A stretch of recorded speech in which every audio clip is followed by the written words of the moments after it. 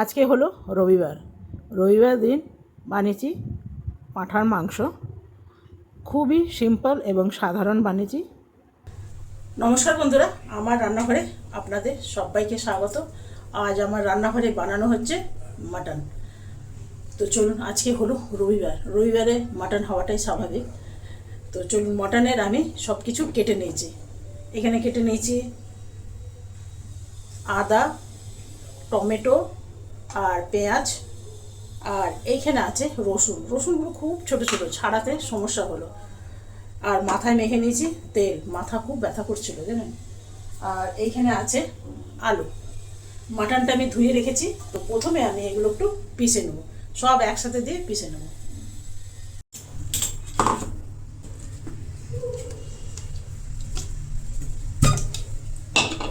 প্রথমে আমি একটু রসুনগুলো চালিয়ে নেবো, না অনেক সময় না গোটা গোটা থেকে যায়। প্রথমে একটু রসুনগুলো চালিয়ে নেব।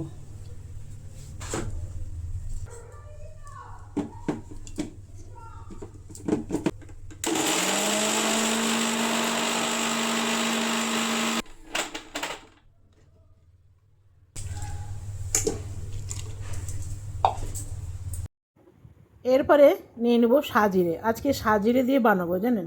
সাজিরের টেস্টটা কিন্তু একদম আলাদা। নিয়ে নিলাম গরম মশলা। এরপরে একটু এমনি চালিয়ে নেবো আগে। এরপরে দিয়ে দেবো বাকি কাটা আদা, টমেটো আর দিয়ে দেবো পেঁয়াজ। সবগুলোই একসাথে পিষে নেব। আর এখানে ধনে দেব না। তো দেখুন, এটা পেষা হয়ে গেছে।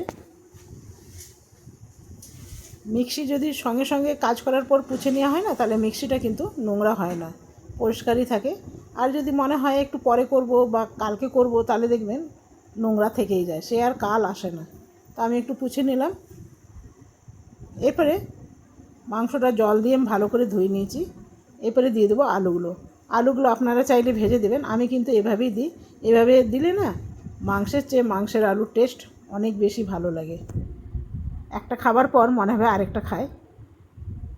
এখানে মশলা নিয়ে নেবো। আমি যে মশলাটা পিষলাম সেই মশলাটাই এখানে নিয়ে নেবো। এখানে সব কিছুই আছে, গরম মশলা থেকে রসুন, আদা, জিরে, ধনেটা খালি দিলাম না। এখানে দিয়ে দেবো নুন। এরপরে দিয়ে দেবো হলুদ। নুনটা আমি হাতে করেই দিই, তাহলে আমি ভালো বুঝতে পারি। এরপরে এটা আমার হোমমেড মশলা। এখানেও অনেক রকম কিছু আছে, রসুন আছে, কাঁচা লঙ্কা আছে, গরম মশলা আছে, ধনে আছে, জিরে আছে। এটা আমি বানিয়েছি, এইটা আমার চ্যানেলে আছে, আপনারা চাইলে দেখে নিতে পারবেন, সার্চ করলেই পেয়ে যাবেন। শেষ হয়ে গেছে জানেন, এটা ভর্তি করা ছিল। এটা দিলে আরও ভালো টেস্ট হয়, তবে এটা একদম ড্রাই তো নষ্ট হয় না। এরপরে দিয়ে দিলাম অল্প সামান্য ঝাল লঙ্কা, আর দিয়ে দেবো তেল। খুব সামান্য তেল দিলাম। পাঁঠার মাংস যত কম তেল দিয়েই বসানো যায়, তবু কিন্তু তেল তেল হয়েই যায়। এটা মাখিয়ে আমি প্রায় আধা ঘন্টার মতন রেখে দেবো। ঢাকা দিয়ে রেখে দিলাম। আধা ঘন্টা পর ফিরে এলাম। আর এদিকে কড়াইয়ে তেল দিয়েছি 3 চামচের মতন। এরপরে মাংসটা দিয়ে দেবো। তার আগে দিয়ে দিলাম তেজপাতা। আর মাংসটা কষাবার জন্যে দিয়ে দিলাম সামান্য জল, বাটি ধোয়া জল। এটা কষাতে হবে প্রায় আধ ঘন্টা ধরে, মিডিয়ামে রেখে।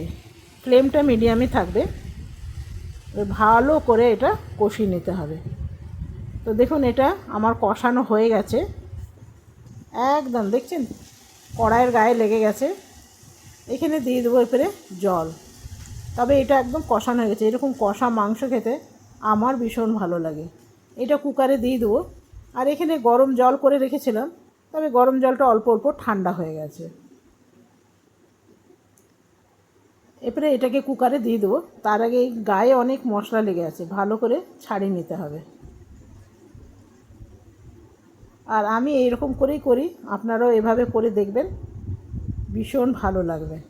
কেন মাংসতে অনেক রকম, অনেকে অনেক কিছুই দেয়, কিন্তু এগুলো সাধারণভাবে কোনোদিন করে দেখুন, খুব ভালো লাগবে। এটা আমি কুকারে দিয়ে দেবো। এরপরে দেখুন কুকারে দিয়ে দিয়েছি। আর এটা আমি 3টে সিটি দেবো, কেন কষানো হয়েছে প্রায় আধা ঘন্টা ধরে। 3টে সিটি দিলেই কিন্তু মাংস হয়ে যাবে।